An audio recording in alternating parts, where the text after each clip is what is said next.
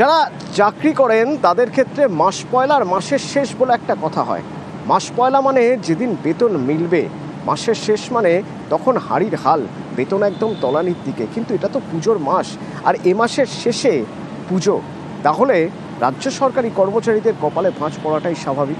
তবে সেই ভাঁজটা কিছুটা হলেও কমে গিয়েছে, তার কারণ রাজ্য সরকার ঘোষণা করেছে পুজোর আগেই বেতন পাবেন রাজ্য সরকারি কর্মচারীরা। কবে? সোমরাজ রয়েছেন সরাসরি আমার সঙ্গে। সোমরাজ,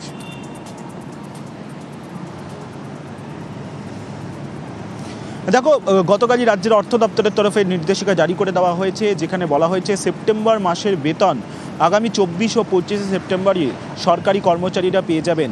অর্থাৎ রাজ্য সরকারের অধীনস্থ যে সমস্ত সরকারি দপ্তর রয়েছেন, বিভিন্ন স্বশাসিত সংস্থা রয়েছেন, তার যেখানে সরকারি কর্মচারীরা কাজ করেন, তাদের প্রত্যেকেই আগামী 24 ও 25 সেপ্টেম্বর মাসের বেতন পেয়ে যাবেন। আগামী 26 তারিখ থেকে অক্টোবর মাসের 7 তারিখ পর্যন্ত রাজ্য সরকারের সমস্ত অফিস ছুটি থাকবে পুজোর এবং উৎসবের কারণে। সেই কারণেই রাজ্য সরকারের অর্থ দপ্তরের তরফে এই সিদ্ধান্ত নেওয়া হয়েছে। পাশাপাশি যারা পেনশন প্রাপক আছেন তারা আগামী 1 অক্টোবর রাজ্য সরকারের যে বিভিন্ন সামাজিক সুরক্ষা প্রকল্পে যে সহযোগিতা পান, আর্থিক সহযোগিতা, সেই টাকাও আগামী 1 অক্টোবর বিভিন্ন ব্যাংক অ্যাকাউন্টে পৌঁছে দেওয়া হবে। অর্থাৎ উৎসবের আগেই রাজ্যের সরকারি কর্মচারীদের জন্য সুখবর। পুজোর অর্থাৎ সেপ্টেম্বর মাসের বেতনই সেপ্টেম্বর মাসেরই 24 ও 25 সেপ্টেম্বর পেয়ে যাবেন সরকারি কর্মচারীরা ব্যাংক অ্যাকাউন্ট মারফত, তেমনটাই নির্দেশিকা জারি করা হয়েছে। ধন্যবাদ সোমরাজ। আর এদিকে শুধুমাত্র রাজ্য সরকারি কর্মচারীরা নন, কেন্দ্রীয় সরকারি কর্মচারীদের জন্য খুশির খবর।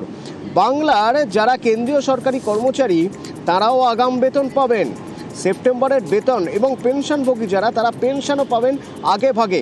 26 সেপ্টেম্বর বেতন আর পেনশন মিলবে, কারণ দুর্গাপুজো আর দশেরা, তার জন্য আগে থেকেই বেতন আর পেনশন দেওয়া হলো। কারা কারা সুবিধা পাবেন? এই রাজ্যের মোট 3,18,000 কেন্দ্রীয় সরকারি কর্মচারীরা তারা এই সুবিধা পাবেন।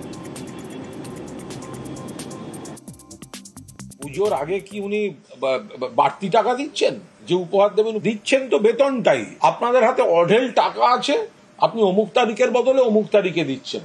আর বাংলার যেটা প্রাপ্য 1,95,000 কোটি টাকা, সেটা তারা দিচ্ছে না। এটা সম্পূর্ণ কেন্দ্রীয় সরকারের সিদ্ধান্ত।